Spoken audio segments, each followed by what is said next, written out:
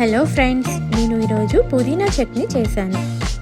దానికోసం ముందుగా పుదీనాని బాగా వాష్ చేసి స్ట్రైనర్లో వేసుకున్నాను.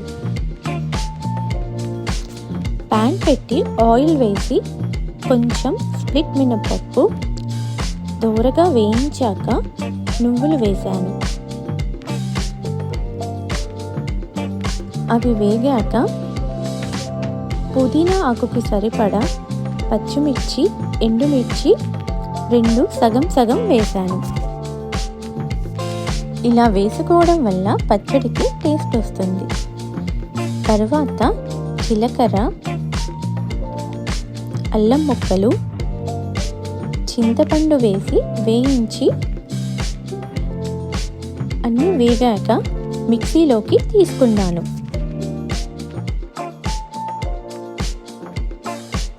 తరువాత కొంచెం ఆయిల్ వేసి వాష్ చేసుకున్న పుదీనా ఆకును క్రిస్పీ అయ్యే వరకు వేయించాను.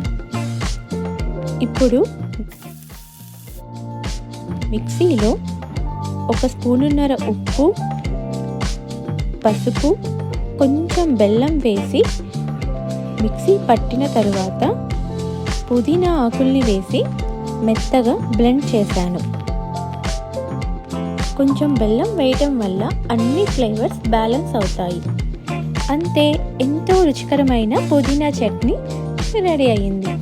ఇది అన్నంలోకి చాలా బాగుంటుంది.